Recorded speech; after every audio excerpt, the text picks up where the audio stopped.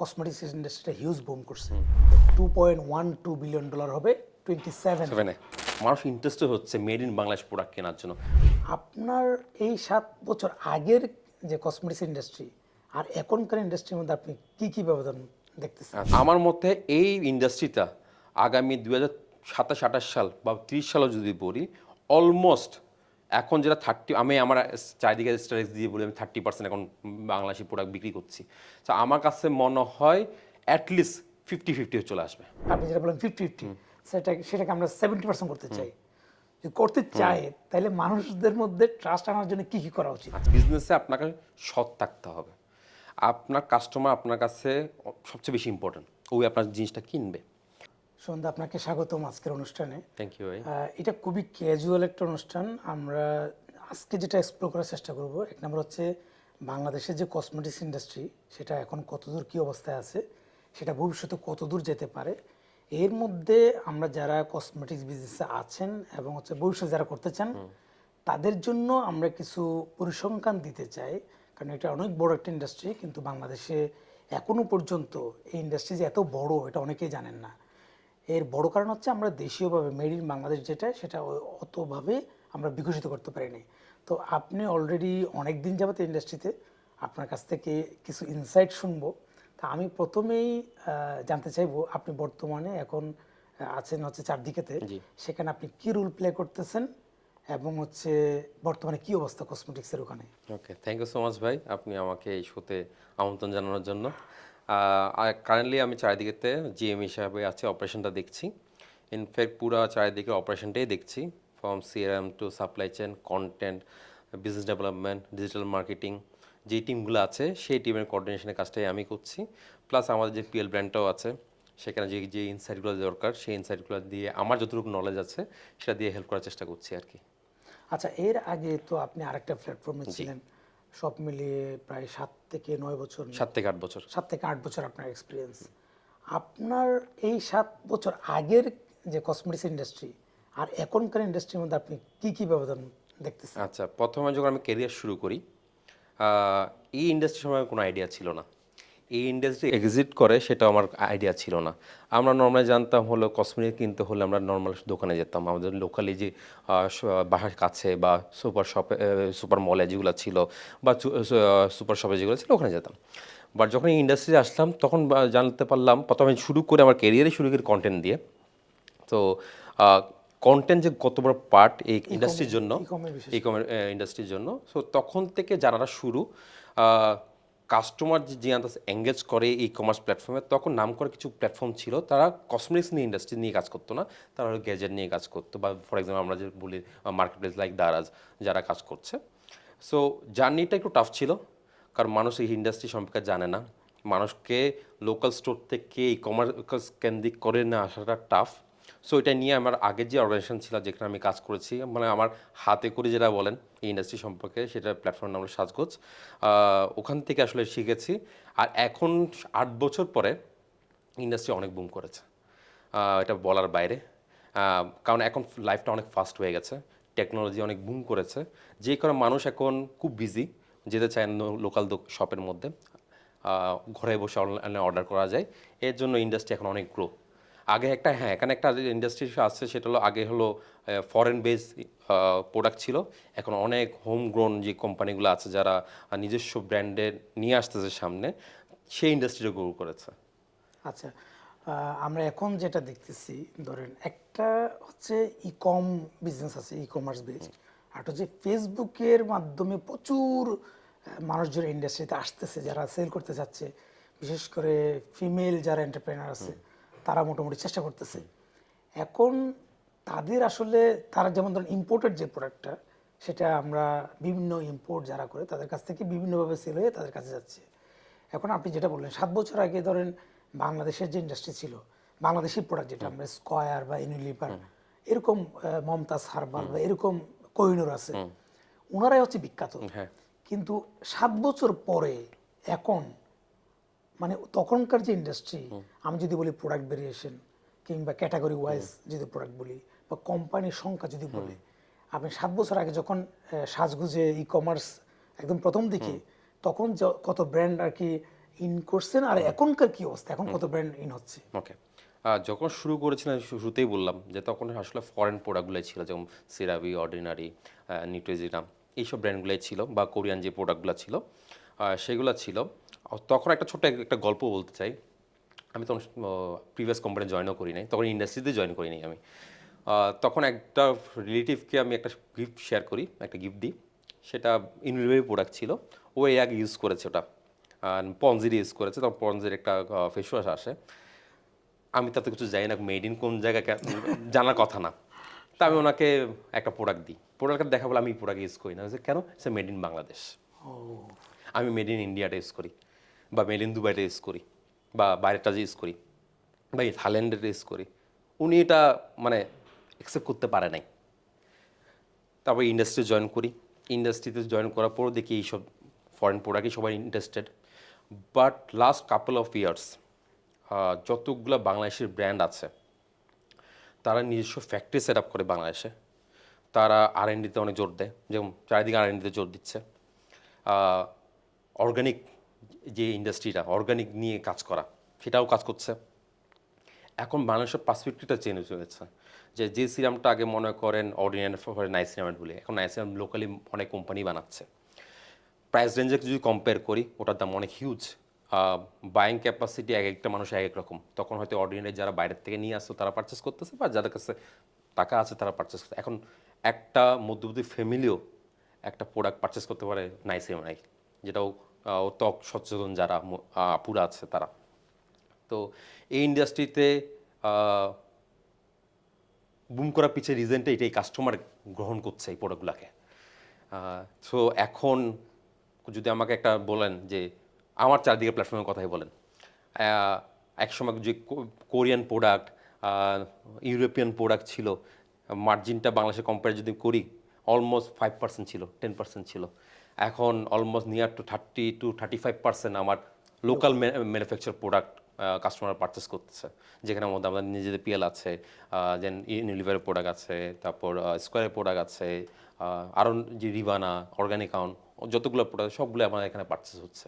আচ্ছা, যারা, এটা তো শুনলাম ইন্ডাস্ট্রির কথা, ধরেন আমি একদম নতুন ইন্ডাস্ট্রিতে কাজ করতে যাচ্ছি, তো আমার ক্ষেত্রে ধরেন আমার একটা হচ্ছে সোর্সিং করতে হবে প্রোডাক্ট, কন্টেন্টের বিষয় আছে, সাপ্লাই কিভাবে দিব বা ডেলিভারি সিস্টেম কি, কাস্টমারকে আদৌ কিভাবে আমি ডিজিটাল মার্কেটিং বা বিভিন্নভাবে কিভাবে আনতে পারবো, তো এইসব অনেক একটা ঝক্কি ঝামেলা অনেকের কাছে মনে হয়। এর মধ্যে কোনটি বেশি আসলে, এক নম্বর হচ্ছে আমার প্রশ্ন হচ্ছে, একটা কোনটা বেশি আসলে প্রয়োজন, সোর্সিং ভালো করা, প্রোডাক্ট সোর্সিং ভালো করা, নাকি সাপ্লাইটা ইম্পর্টেন্ট, নাকি মার্কেটিংটা ইম্পর্টেন্ট, আর একটা হচ্ছে আমি স্টার্টিংটা কীভাবে করবো? ওকে, তিনোটা ডিপার্টমেন্টে যেটা কথা বললেন, সোর্সিং, কন্টেন্ট, মার্কেটিং, একটার সাথে একটা কানেক্টেড। আচ্ছা, কেন বলছি? আপনি অথেন্টিক প্রোডাক্ট সোর্স করে নিয়ে আসছেন, এটা ফার্স্ট প্রায়োরিটি ই কমার্সের। কারণ আপনি অথেন্টিক প্রোডাক্ট যখন দিতে পারবেন, কাস্টমার আপনার কাছে হুক হবে। কারণ কাস্টমার এখন অনেক সচেতন, কারণ বিভিন্ন প্ল্যাটফর্ম কন্টেন্ট বানাচ্ছে। আমি প্রোডাক্টটা সোর্স করলাম, আমি বেচবো আর কাস্টমার কাছে, মানুষকে জানাতে হবে তো আমাকে। কারণ এটা তেমন না যে যেমন আমি ছেলে, আমার কাছে গ্যাজেট খুব পছন্দ, মেয়েরা এটা খুব কনসিয়াস কোন প্রোডাক্টটা ইউজ করবে, ওদের স্কিনে, কারণ স্কিনে অ্যাপ্লাই করছে। তো সেই ক্ষেত্রে আপনাকে কন্টেন্ট দিতে হবে, কন্টেন্ট দিয়ে মানুষকে জানাতে হবে যে এই প্রোডাক্টে এই গুণগুলো আছে। দেন মানুষ ডিসিশন নেবে, মানুষকে ইনফ্লুয়েন্স করতে হবে যে থ্রু কন্টেন্ট, অ্যান্ড এটা এনশিওর করতে এটা অথেন্টিক প্রোডাক্ট। এই দুটো হয়ে যাওয়ার পর আপনার মেন আসে লজিস্টিক।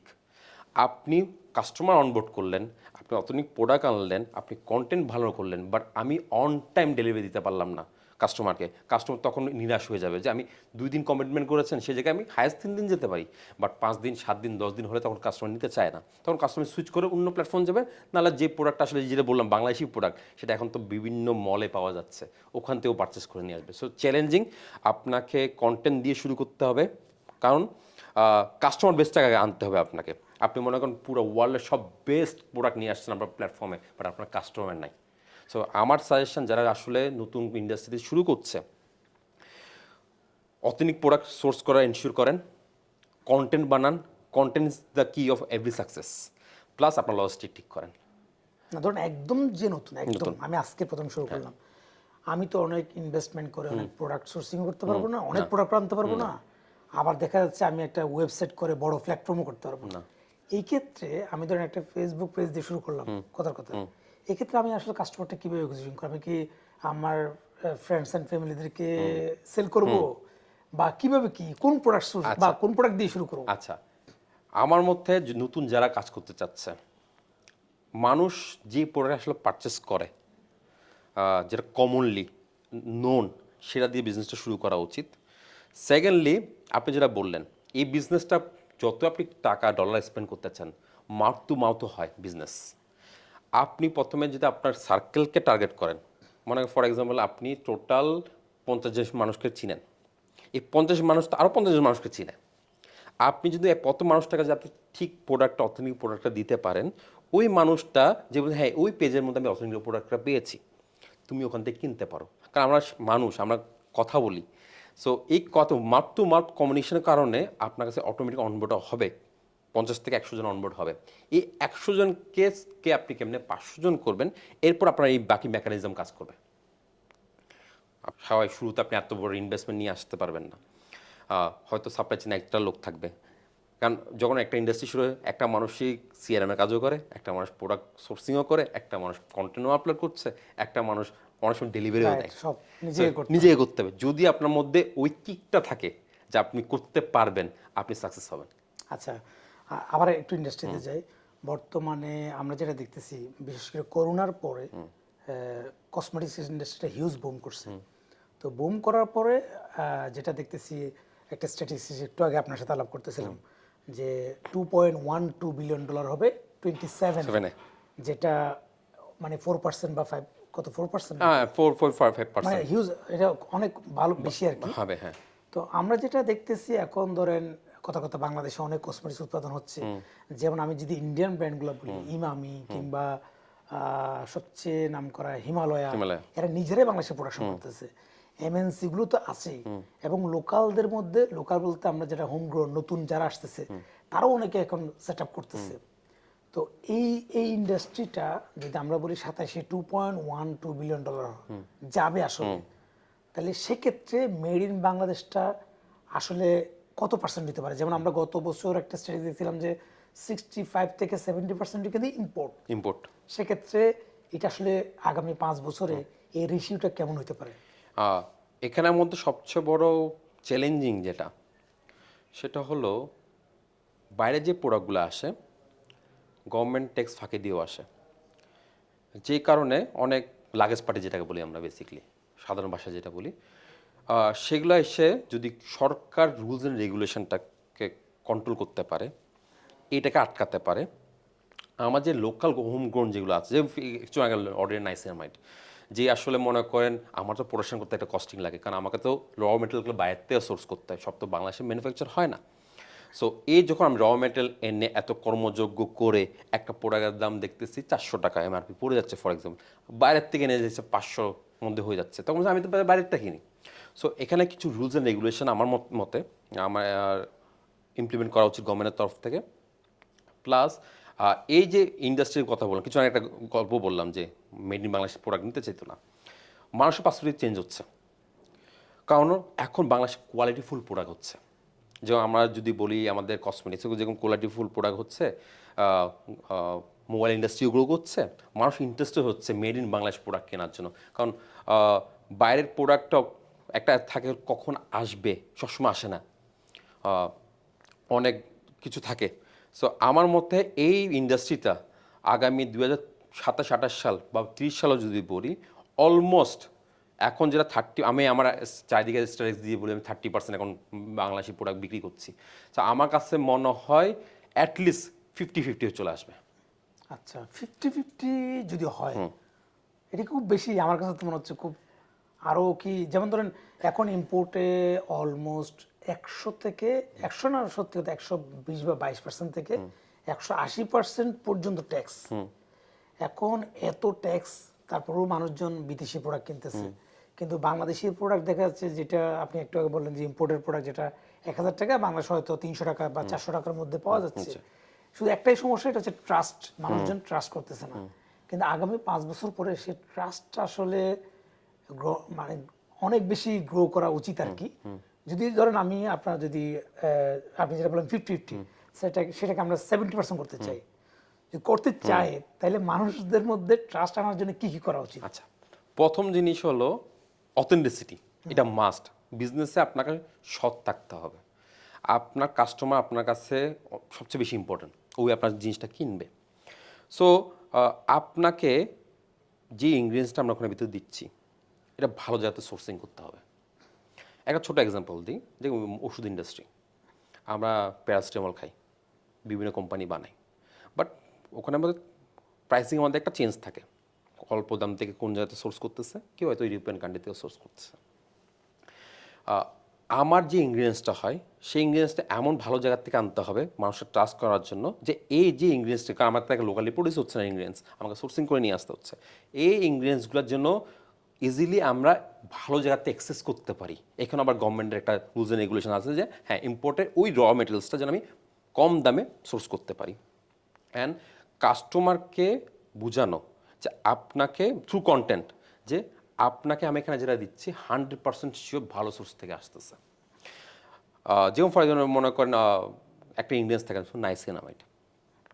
নাইসিনামাইড হয়তো চায়নার থেকেও আসে, ইউরোপিয়ান গাইন থেকেও আসে, কোরিয়ান থেকেও আসে, অনেক জায়গায় আসতে পারে।